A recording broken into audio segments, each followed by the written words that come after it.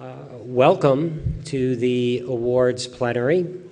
This is a very special session wherein we have the opportunity to recognize outstanding accomplishments and exceptional potential of members of the criminological community. A preliminary word to the award recipients: we will invite you to come forward to receive your individual awards during this ceremony, but please stick around for a few minutes afterwards so that we can take pictures. Also, it seems like the logistics are best if you come up this way and exit that way. Following the listing in the program, I'll begin with the ASC Minority Fellowship recipients. These fellowships are intended to encourage students from underrepresented groups to enter the field of criminology and criminal justice.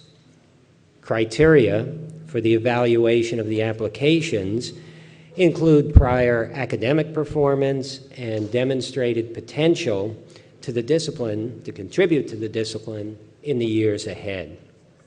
3 recipients have been chosen to receive such fellowships this year.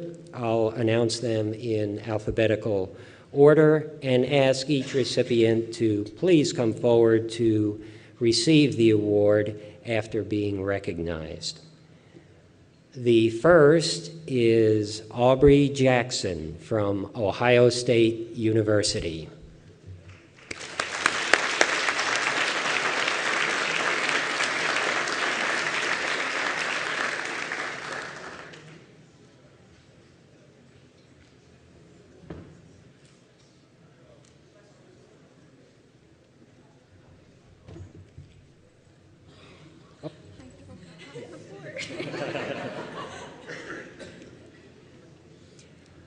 The second recipient is Reuben Miller from Loyola University of Chicago.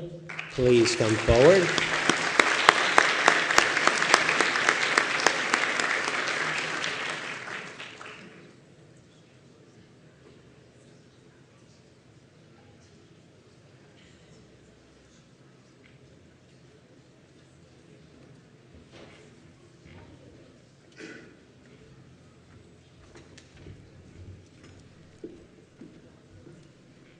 The third recipient is Heather Washington, also from Ohio State University.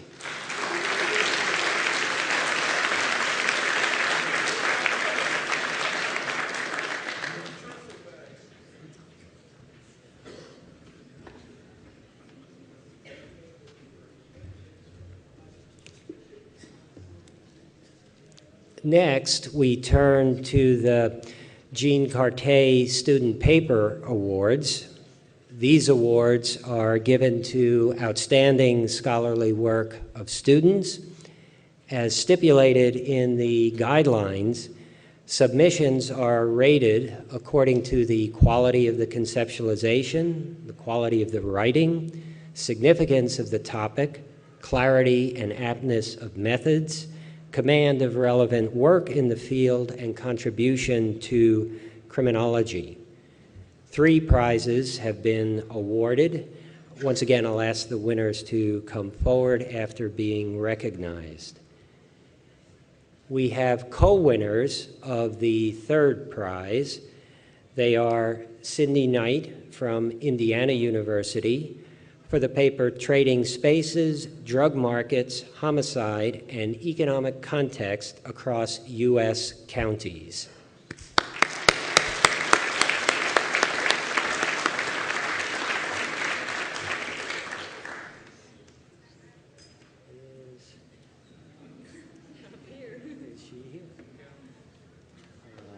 I guess not.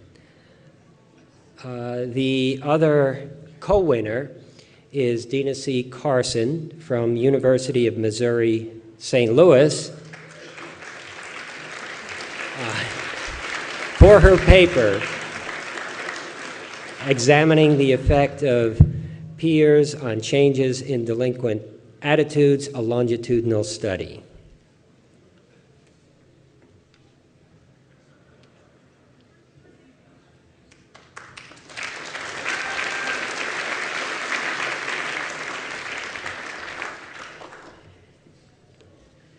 The second prize goes to Kelly M. Thames from North Carolina State University.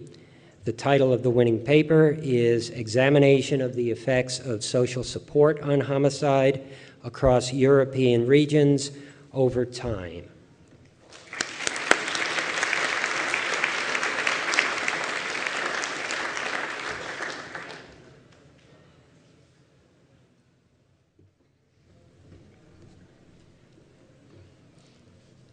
The first prize for the Carté Student Paper Award goes to Lauren Porter and Matt Vogel from the University at Albany for their paper, Residential Mobility and Delinquent Peers Revisited, Causation or Selection. Please come forward.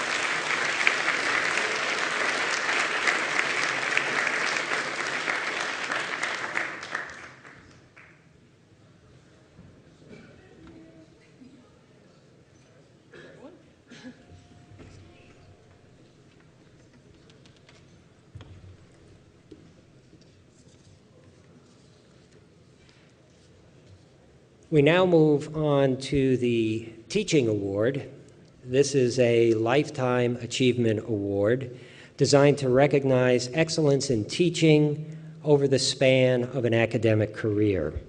The winner is David McDowell, professor in the School of Criminal Justice at the University at Albany, where he also serves as co-director of the Violence Research Group.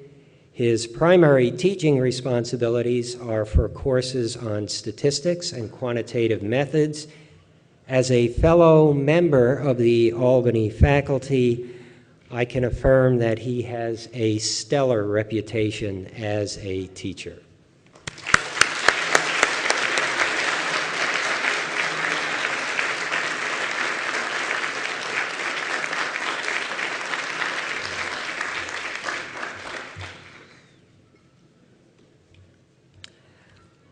Our next award is the Caban Young Scholar Award, sponsored by Prentice Hall. The award is given to recognize outstanding scholarly contributions to the discipline of criminology by someone who has received the advanced degree no more than 5 years before the year of the award. This year's winner is Derek Krager, Assistant Professor of Crime, Law, and Justice at Penn State University.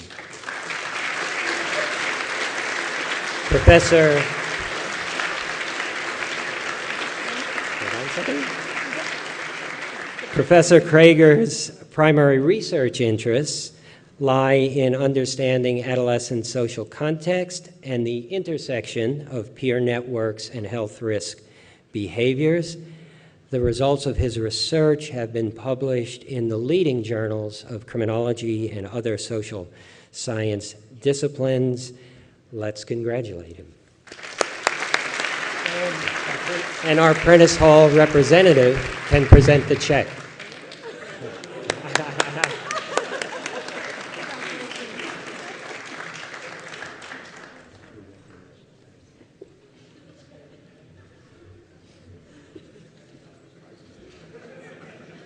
Outstanding Article Award. This award is given annually for the peer-reviewed article that makes the most outstanding contribution to research in criminology over a recent period. The winner this year is Professor William Spellman. Professor Spellman bridges the gap between theory and practice. He holds a position as a professor at the LBJ School of Public Affairs at the University of Texas and is also a member of the Austin City Council. In addition to his academic pursuits, he's worked extensively with police agencies.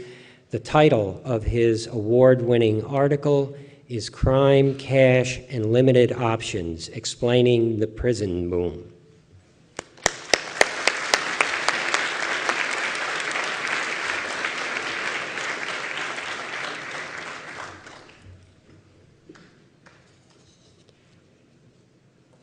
next award is the Michael J. Hindelang Book Award.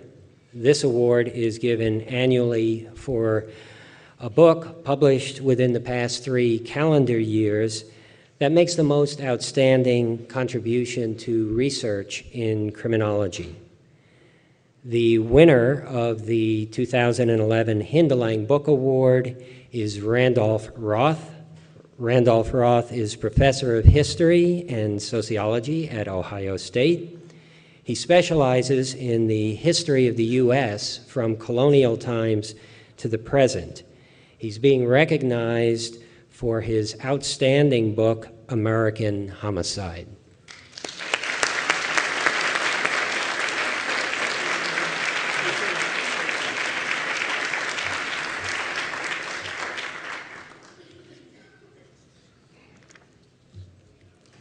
We turn now to the conferral of ASC Fellows. This honorary title is awarded to those members of the Society who have made scholarly contributions to the intellectual life of our discipline. In addition, a fellow must have a significant contribution to the field through the career development of other criminologists or through organizational activities within the ASC. I'll begin with Robert Crutchfield, who is professor of sociology at the University of Washington. Professor Crutchfield has conducted pioneering research on the role of work and labor markets as determinants of crime and racial and ethnic disparities in criminal justice processing. In addition to his high-quality scholarship, Professor Crutchfield has an extensive record of involvement in the ASC, including having served as vice president. He's also been very active in a variety of policy-related positions. Professor Crutchfield, please come forward.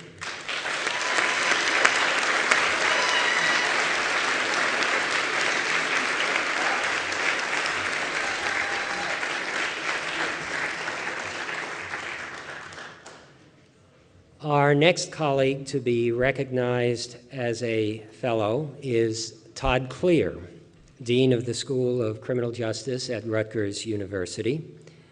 Dean Clear has established an impressive scholarly record on criminal justice issues, especially those pertaining to corrections. He's also been very active in ASC. He served as the founding editor of Criminology and Public Policy, and of course, he is a past president of our society.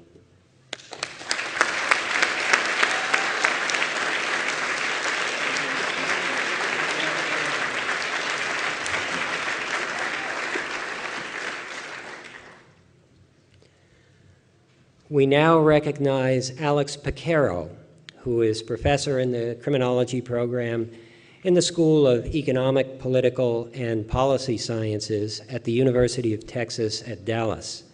Professor Picaro has published on a wide range of criminological topics, including criminal careers, theory, and quantitative methods. He has served as an executive counselor for ASC, and he's a past recipient of the ASC Young Scholar and Email Mentor of the Year awards. Professor Picaro.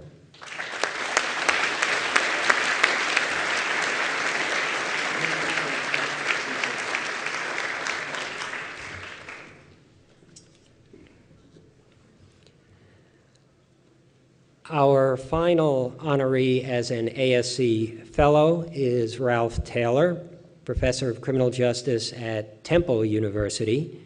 Professor Taylor's research interests have focused on the impacts of incivilities on changes in neighborhood structure and the implications of such changes for crime and reactions to crime. He's been conducting research on crime forecasting and the modeling of risk factors for micro-scale crime changes. He served on a number of editorial boards of criminological journals, including Criminology and Public Policy. Congratulations, Professor Taylor.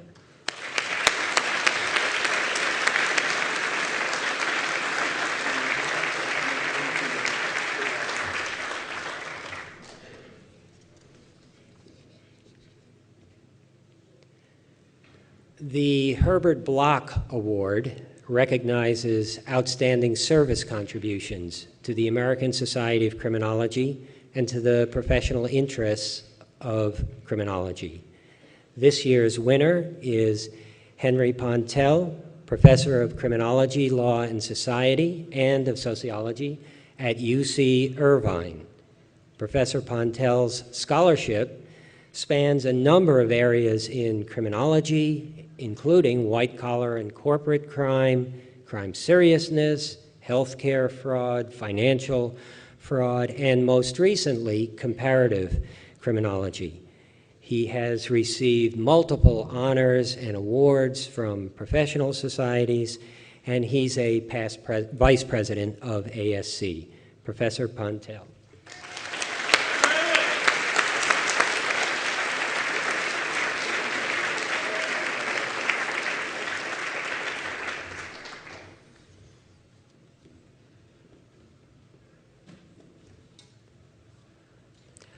Our next award is the August Vollmer Award. This award recognizes a criminologist whose scholarship has contributed to justice or to the treatment or prevention of criminal or delinquent behavior, either through a single outstanding work or through accumulated contributions. This year's winner is Patricia Van Voorhis, professor in the School of Criminal Justice at the University of Cincinnati.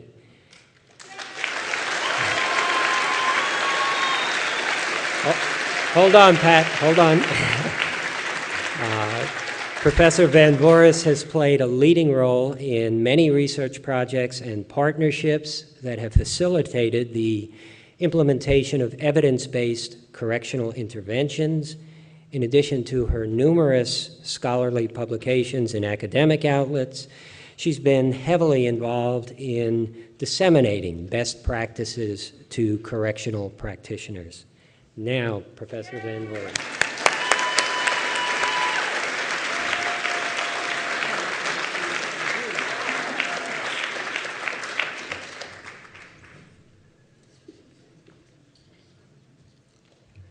The Celine Gluck Award is given to call attention to criminological scholarship that considers problems of crime and justice as they are manifested outside the United States, internationally, or comparatively.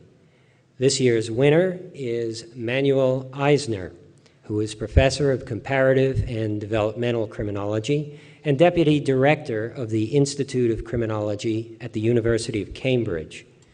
Professor Eisner's research focuses on two general areas: comparative historical analyses of the impact of the social, political, and economic order on interpersonal violence, and developmental criminology.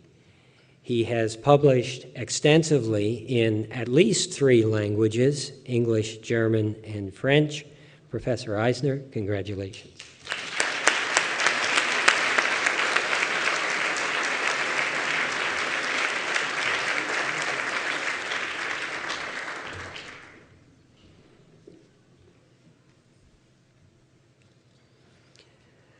Our final award this evening is the Edwin H. Sutherland Award.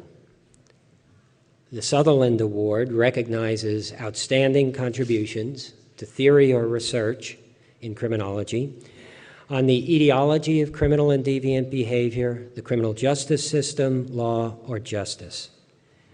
The distinguished contribution may be based on a single outstanding work or on the accumulated contributions by a scholar. The winner of the Sutherland Award is Ruth Peterson.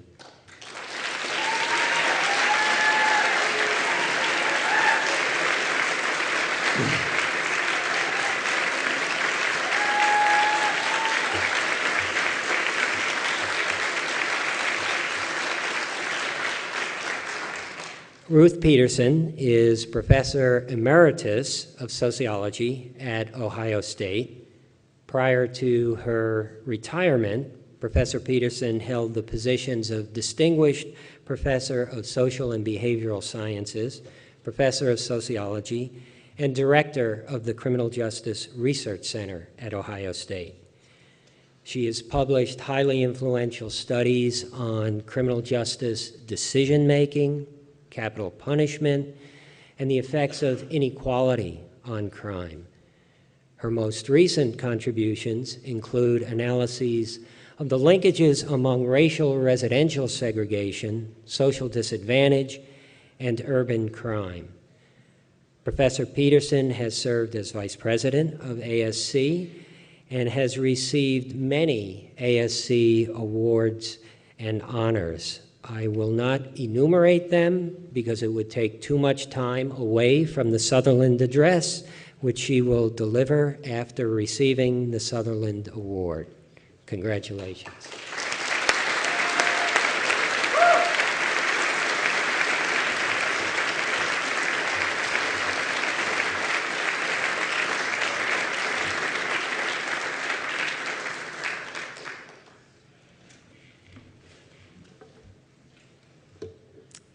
Good evening. I can't see you out there.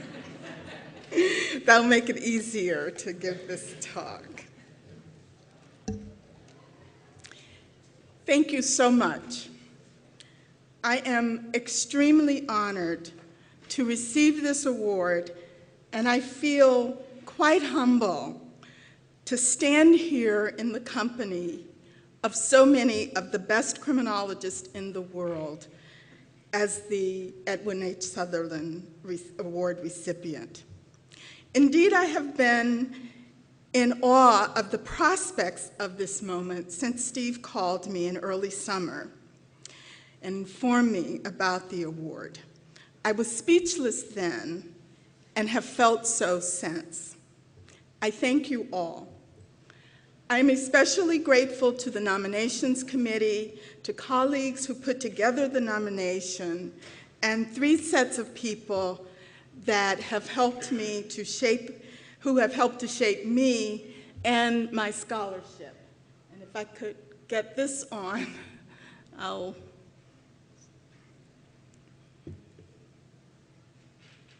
they said it would just come on.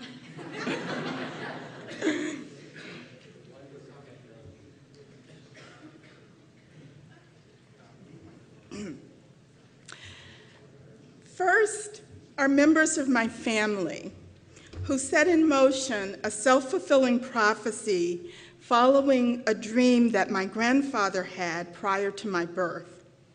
He dreamed that the new baby would be a girl and that she would be famous, like a teacher or something.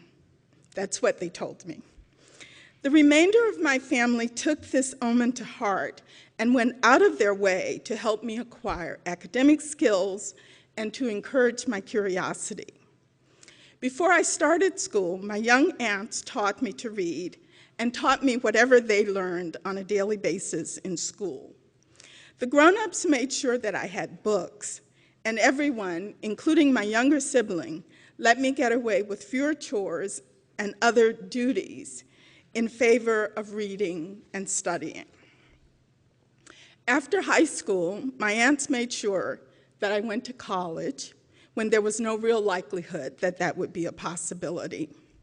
And only one grandmother complained when I seemed to just stay and stay and stay in school. I owe everything to the people that I call my folks, and think of my career as fulfilling my father's prophecy of becoming a teacher or something. Second are my colleagues from graduate school. John Hagan shared his ideas and data and started me down the path of research on race, crime, and justice. Robert Kaufman boosted me from our mutual wall, and Celesta Abernethy, Maxine Thompson, and others made the work less scary and were reassuring at moments when there was fear of maybe never finishing or being ejected from the program because I only thought I was graduate material. Finally are my colleagues from Ohio State University and in the Racial Democracy, Crime and Justice Network. This includes most especially Lori Crevo, who has been my partner in all things academic for much of the past 20 years. But it also includes a bunch of energetic faculty and graduate criminologists at Ohio State and other colleagues in sociology, history, etc. They all helped me to achieve numerous goals. Patricia White, with her straight talk and sharp criticism, and the other 70 or so people in the network that have become my best friends forever, and who share my passion for wanting to democratize the study of crime and criminal justice. Tonight, I focus on race and crime, and I suspect that comes as no surprise to most of you, as some of you have known me only as someone who studies this issue. However, it comes as a bit of a surprise to me, as I never thought of myself as a race and crime scholar until the mid-90s, when Darnell Hawkins invited me to join him in helping to develop the Race and Ethnicity Research Program area of the National Consortium on Violence Research. I pointed out to Darnell that this was not my area of expertise. Given my published work, he must have been a little puzzled by that, but what he said was, well, that's okay. We need people in the group with all kinds of perspectives. I joined the group and became a committed crime and race and crime scholar. This evening, my talk will very much reflect what I learned from participating in the Race and Ethnicity Program area of NCOVR, and even more so, what I have learned from the 8 years of involvement with the Racial Democracy, Crime and Justice Network, a group whose activities are designed to stimulate, conduct, and support research that deepens our understanding of the racial and ethnic patterning of crime and criminal justice. So my goals in the talk are first to briefly review some of the recurring calls for a holistic structural approach to understanding the interconnections of race, crime, and criminal justice, to illustrate how Lori and I have built upon these ideas in an effort to provide a relatively comprehensive understanding of how race and neighborhood crime are connected, and to conclude by issuing my own call for making race a fundamental concern in all crime and justice research. Criminologists have long observed disparities in crime and criminal justice patterns across race and ethnic groups in the United States. Indeed, thanks to organizations like NIJ, BJS, and the Sentencing Project, many here are able to recite a litany of statistics with respect to this point. Whites constitute 72% of the US population, but only 47% of homicide victims and 32% of known homicide offenders, while African Americans constitute only 13% of the population, but are 50% of the homicide victims and 38% of the offenders. African Americans are arrested for drug offenses at rates 2 to 11 times higher than the rate for whites. In the US federal systems, blacks receive sentences that are on average 10% longer than white offenders for the same crime. More than 60% of the prison population are racial and ethnic minorities. 1 in every 8 black males in their 20s will spend time in jail or prison on any given day. Despite the ease at which we recite these, we would likely all have difficulty identifying a set of firm conclusions on which to stake any position that we hold about the meaning of such statistics. For this reason, periodically, there are calls for redirecting research on crime or criminal justice to take into account the broader social context in ways that would allow for a fuller understanding of the set of racially and ethnically inequitable patterns. For example, many of you will recognize this 1899 statement from W.E.B. Du Bois's book, The Philadelphia Negro, where he sought to identify the deeper social roots of the overrepresentation of Philadelphia's Blacks in arrest, court, and prison statistics. Du Bois posed a very early call for assessing and interpreting crime and justice statistics in the context of the times and in relationship to the social circumstances of the lives of the groups under consideration. But there are more recent examples. In 1974, John Hagan assessed the state of criminal sentencing research and called on scholars to, among other innovations, consider the organizational context of the courts, consider community factors, and consider the movement of processes across different levels of analysis. Nearly a decade later, in the context of my dissertation research on the sentencing of drug offenders in the Southern Federal District of New York, I joined in with John to suggest that we examine racial differences in sentencing in ways that take into account how the social context and the racial meaning attached to social and criminal justice contexts vary across settings and over time. Doing so would allow us to account for patterns of severity for racial minorities, as well as what appeared to be anomalous findings of leniency for such groups. In 1995, Robert Sampson and William Julius Wilson noted an array of problems of existing studies of violence involvement that limits and sometimes confuses our understanding of the connections between race and violent crime. They call for perspectives that they themselves used a perspective that integrates Wilson's structural transformation perspective with traditional social disorganization notions and cultural adaptation ideas. In offering this integrated perspective, Sampson and Wilson drew attention to the disparate community context of racially distinct groups and expressed that their racial invariance hypothesis that the sources of crime are remarkably invariant across race and are rooted instead in the structural differences among communities, cities, and states in economic and family organization.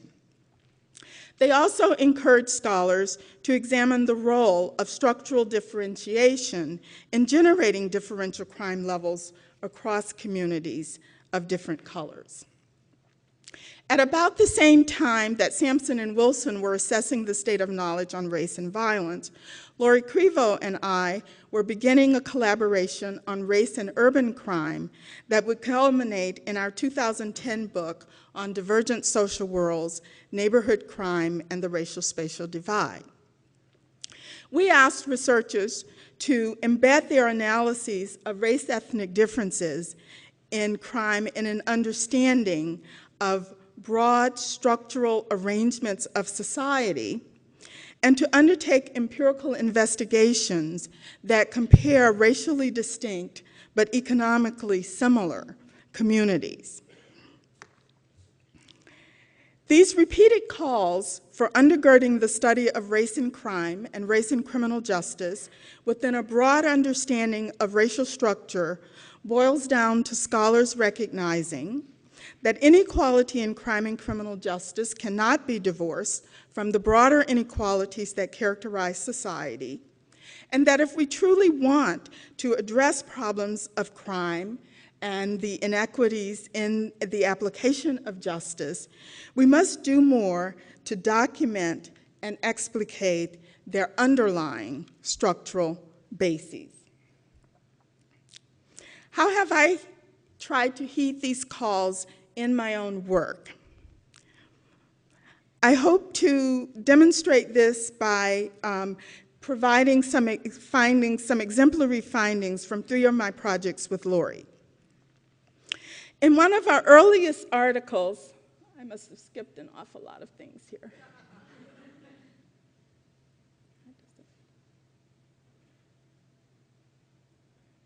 There. Sorry. In one of our earliest articles, We tackled the question of whether differences in crime rates across African American and white communities are explained by ecological dissimilarity between the two types of areas. This is the question that Sampson and Wilson had raised. Doing so requires comparing patterns for racially distinct neighborhoods that are structurally similar in ecological conditions like levels of disadvantage. Otherwise, it is impossible to separate the effects of race from the effects of class. In U.S. cities, this is difficult because one direct product of the racial organization of society is non-comparability in local social circumstances across areas of different colors. There are very few heavily poor white urban neighborhoods, particularly ones that are as poor as many black communities in the United States. And conversely, there are very few affluent African American areas that are comparable to those that are so common among whites. Fortunately for us, Columbus, Ohio is a city with sufficient overlap in the types of neighborhoods in which blacks and whites reside to make appropriate comparisons. Therefore, we were able to assess the comparative role of disadvantage on rates of crime for 148 predominantly African American and white census tracts in Columbus. Based on that analysis, this figure displays predicted rates of violent crime and murders, rapes, robberies, aggravated assaults by racial composition and levels of disadvantage for white and black neighborhoods in Columbus for the 1990 period. Other predictor variables are held constant at their mean levels. This figure reveals three noteworthy patterns. First, rates of violent crime rise considerably across the levels of disadvantage from low to high to extreme. Second, the levels of increase across disadvantage are quite similar for African American and white communities. In both cases, violent crime rises by 4 to 5 per 1,000 population when disadvantage moves from low to high, and then by another 12 per 1,000 when disadvantage is at an extreme level. Thus, disadvantage has the same effect on violent crime for black and white neighborhoods. Third, violence rates are strikingly similar across the racially distinct communities that have the same level of disadvantage. The small differences by race are not significant.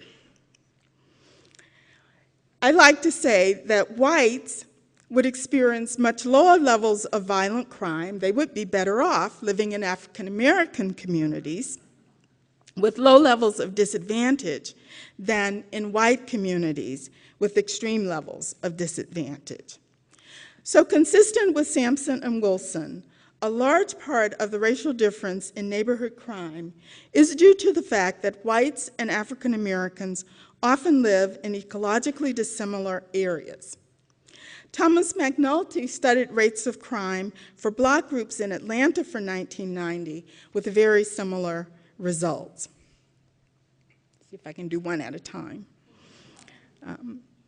These findings prompted us to take steps to assess whether the findings for Columbus or Atlanta would hold in other places and how results for other colors of neighborhoods compare to results for African American and white areas. With support from the National Science Foundation, we assembled crime and other social and economic data for neighborhoods in 91 cities across all regions of the United States to allow us to assess the sources of crime in neighborhoods composed of 5 race ethnic groups: whites, African Americans, Latinos, mixed minority, and integrated areas. Many of the findings resulting from the analyses of these national data are reported in our book, Divergent Social Worlds.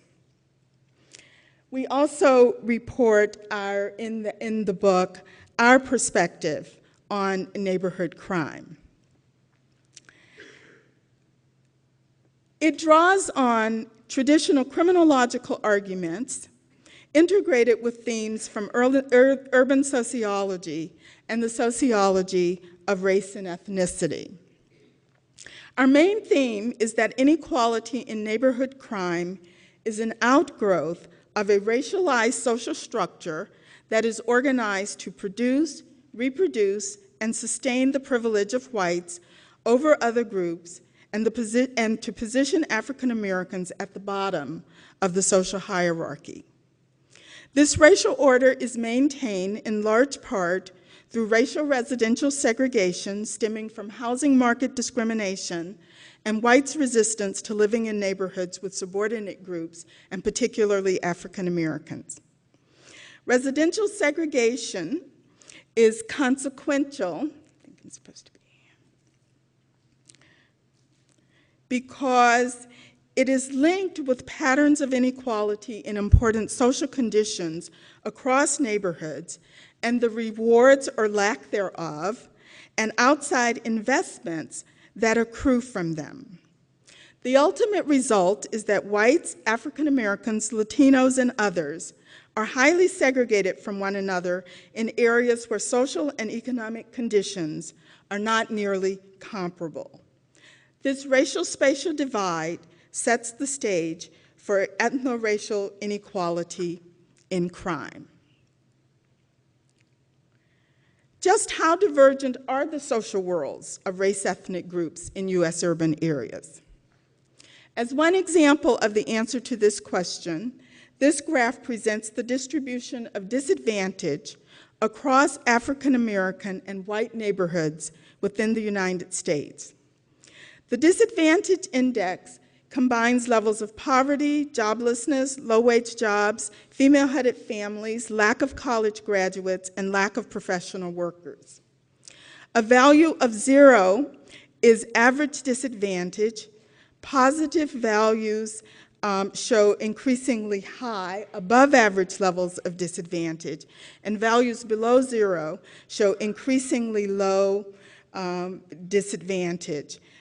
Below average disadvantage, so it is sort of our advantage levels.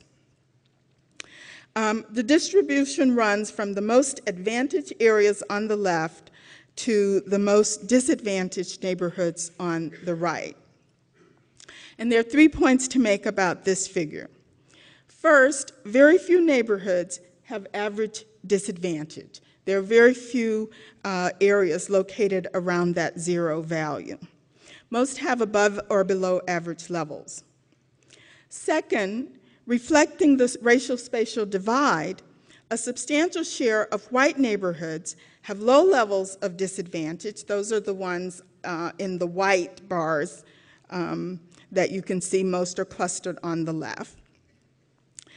While a great many African American neighborhoods have very high levels.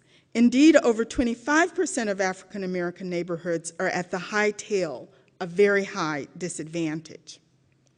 Third, overall, the graph takes on a V-shaped appearance because the largest share of white neighborhoods has very low levels of disadvantage, while the largest share of African American neighborhoods has high to extremely high levels of disadvantage.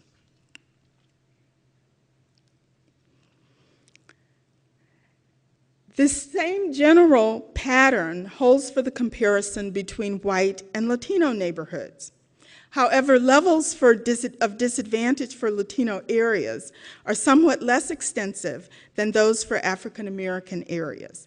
In both cases, the graph makes clear that whites live in quite different neighborhood worlds, ones of advantage, while African Americans and Latinos live in worlds with considerably high levels of disadvantage. How important are these divergent social worlds in accounting for inequality in violent crime across neighborhoods of different colors? This figure presents predicted rates of violent crime for the 5 race ethnic community types based on a scenario in which neighborhood social conditions are not taken into account, the bars on the left, compared to a scenario where the internal neighborhood structural factors, including disadvantage, are included, which are the bars in the middle, and where spatial variables capturing structural conditions in neighboring areas are in turn added to the model, the bars on the right. The predicted values here assume that all neighborhoods have the average character of white tracts. Thus, they provide an optimistic scenario. As can be seen on the left, white neighborhoods have notably less violent crime than all areas of other colors before the neighborhood influences are included. However, the next two sets of bars show that internal conditions of the neighborhoods and the substantive character of neighboring communities are very important in accounting for the differentials between whites and other types of areas. Violent crime would be much more similar in racially, ethnically distinct areas if their internal character was equalized and if the communities that border them resembled one another in their social conditions. Clearly, ecological dissimilarity in internal social conditions and in the spatial location of distinct racial and ethnic areas, which both are related to residential segregation, matter for understanding inequality in crime.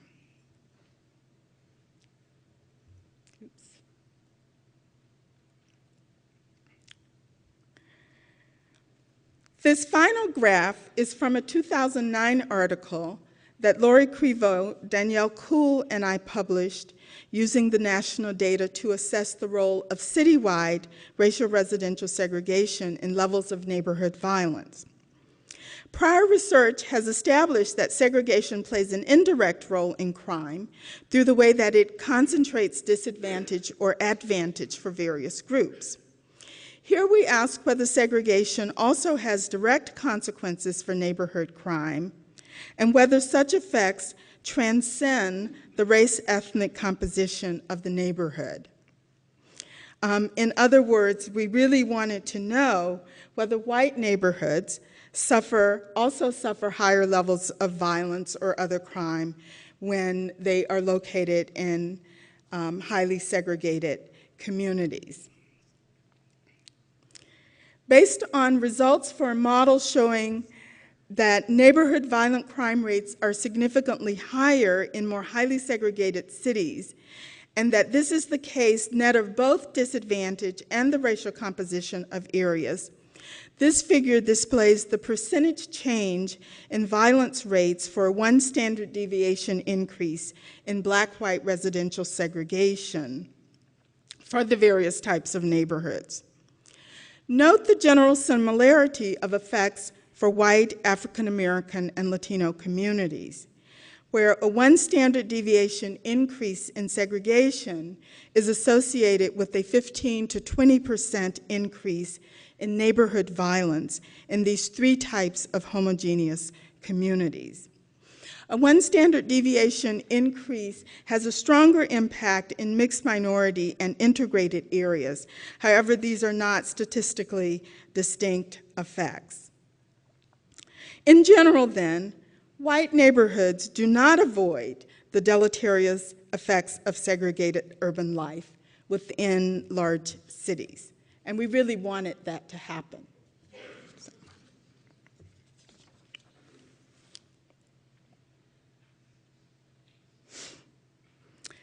Thus far, I have bombarded you with findings from my work with Laurie Crivo and our colleagues.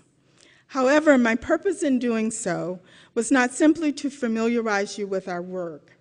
Rather, my aim was to use the work to illustrate 3 points that I consider to be fundamental for the study of crime and justice.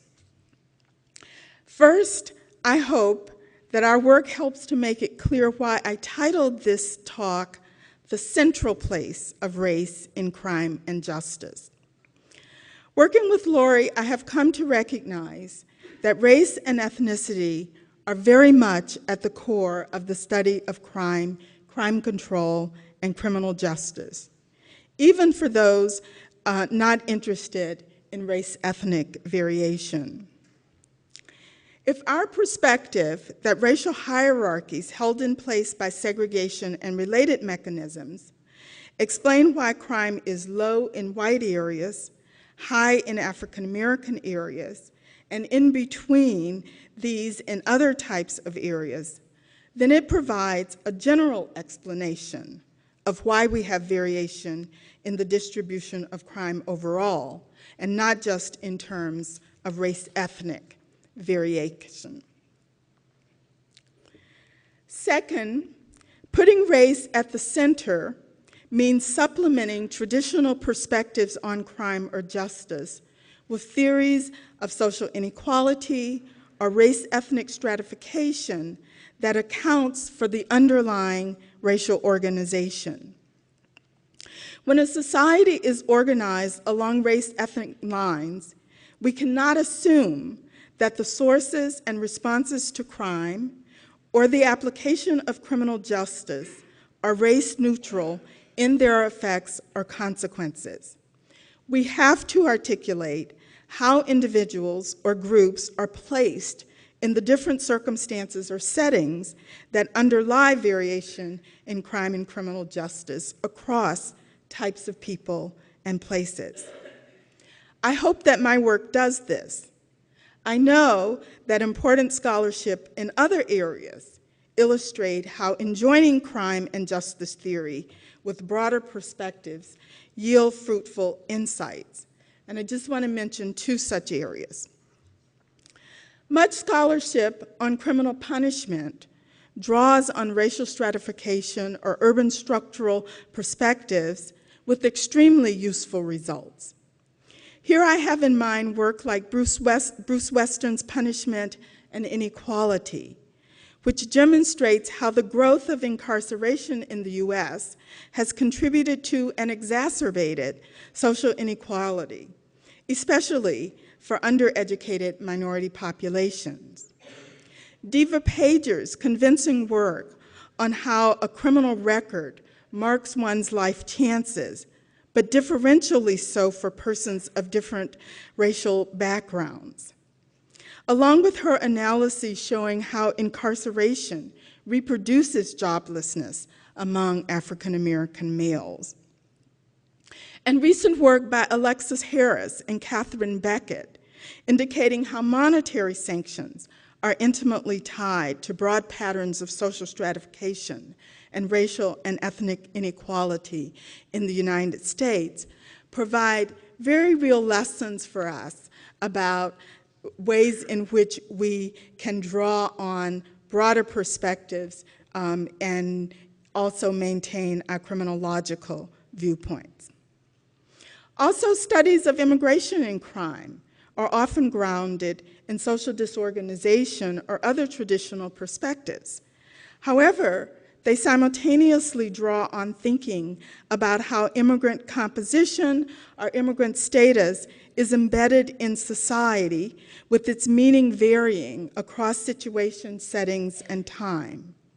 That is, scholars try to take into account the meaning, racial and otherwise, attached to immigration in assessing the role of crime and of immigration in crime and justice outcomes.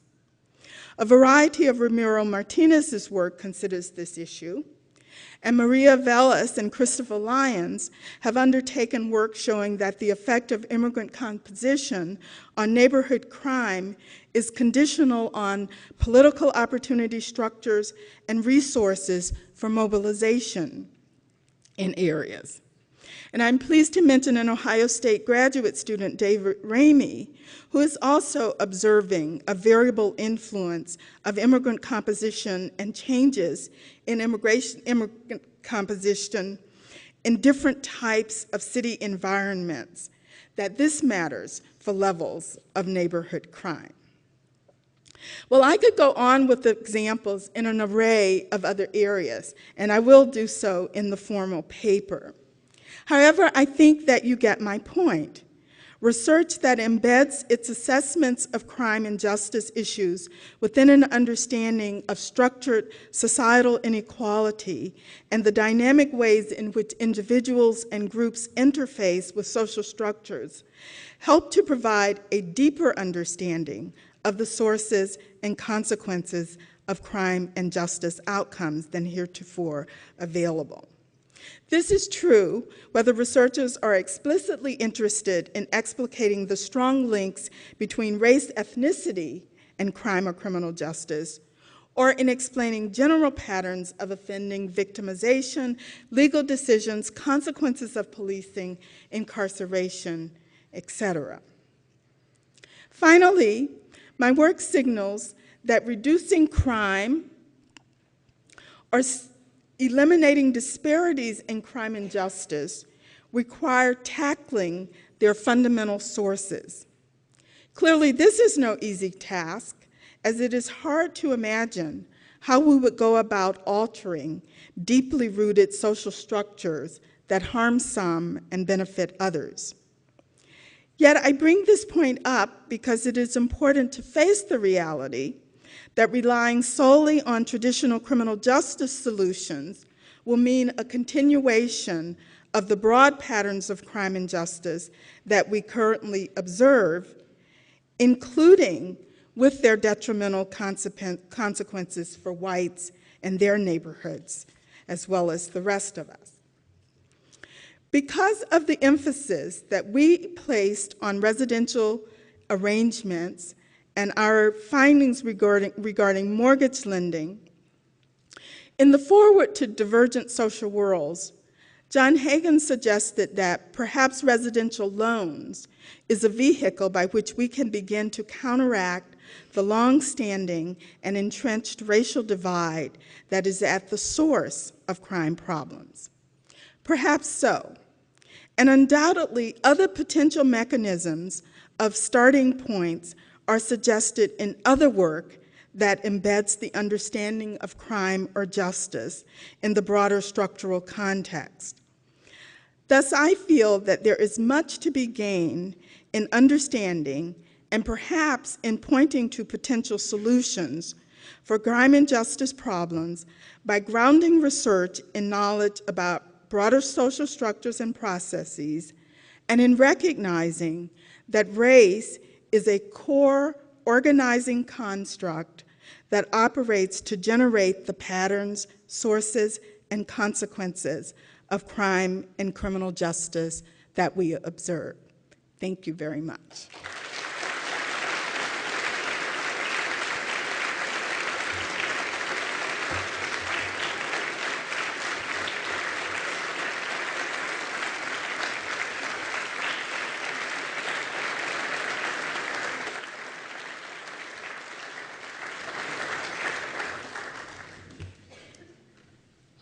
Thank you, Ruth, for that thought-provoking address. It is really a fine end to today's formal program. This concludes the awards plenary. Once again, I'd like to remind the award recipients to stick around so we can take some pictures. I'm pleased to invite everyone to the ASC opening social, which is just around either corner, I think, here. There are other sponsored social events this evening as well, so enjoy the meeting.